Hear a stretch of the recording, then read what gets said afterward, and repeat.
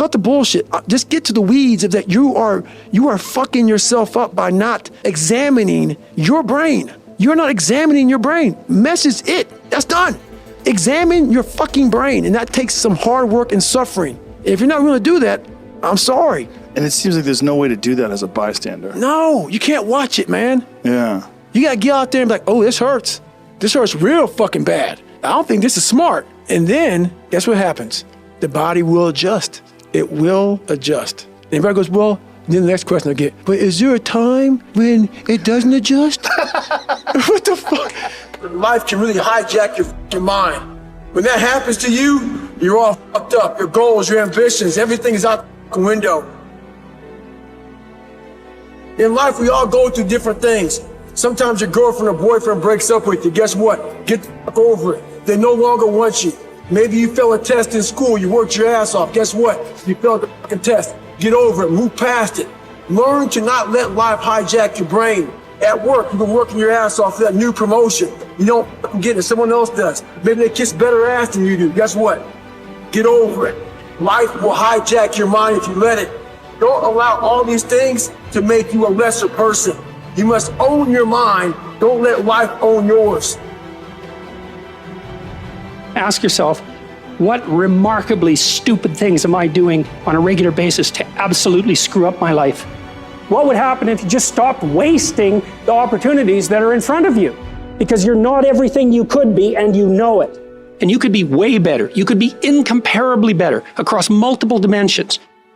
Easy choices, hard life. Hard choices, easy life. What we most fear doing, asking, saying, these are very often exactly what we most need to do. There's a lot of things in life that we can control, but we choose not to. Let's say tomorrow, you now set in your mind you get up at 6 o'clock in the morning. That alarm clock goes off at 6 o'clock in the morning.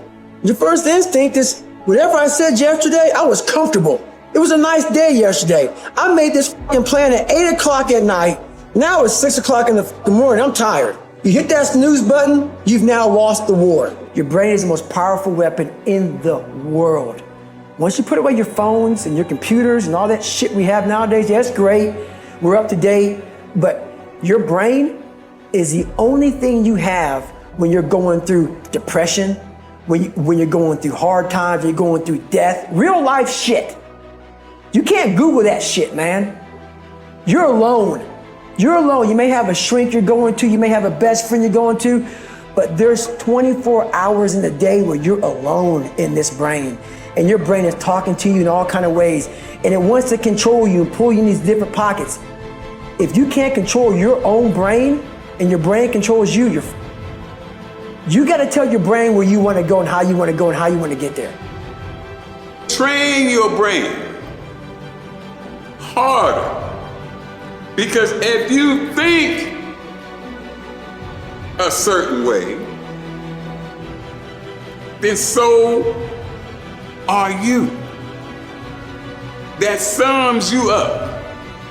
If you think with a I can't do it attitude, guess what? You right, motherfucker, you can't do. Because that's the way you think. If you think it's impossible for you, it is impossible. Because you believe in your heart it's impossible. People ask me, is it possible to train your brain? And the answer is yes. And it started with setting some goals for the kind of lifestyle that I wanted to live. And my mentor, Walter Schneider, many years ago, was a very, very successful businessman. And he said, in order to achieve your goals, he said, first you have to have the clarity of what they are. Train your motherfucking brain so you are ready when it is attacked by doubt, fear, depression. My brain is ready because I trained it. I know it's ready. And I'm confident I'm confident in my ability. And you have these incredible ideas, and what you think is missing is motivation. And that's not true. Because the way that our minds are wired, and the fact about human beings is that we are not designed to do things that are uncomfortable or scary or difficult. Our brains are designed to protect us from those things because our brains are trying to keep us alive. And in order to change, in order to build a business, in order to be the best parent, the best spouse, to do all those things that you know you want to do with your life, with your work, with your dreams, you're going to have to do things that are difficult, uncertain, or scary. To yourself with mental tools, skills that are going to help you walk that with a heck of a lot more courage, grit, perseverance, and a playful mind. Because the playful mind is that golden key that finally unlocks the door into zone and flow state. I've just seen it thousands of times.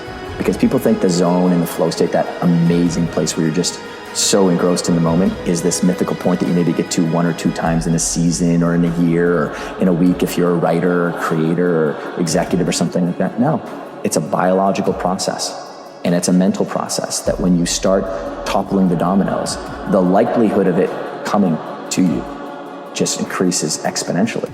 You ask a person, why are you so unhappy? Why are you so frustrated? Why are you so resentful? The moment you ask that, their brain is going to associate that emotion to a past event. That's because they have nothing to look forward to in their future. So if you're not being defined by a vision of the future, it just means to me that you're more in love with your past than you are with the future.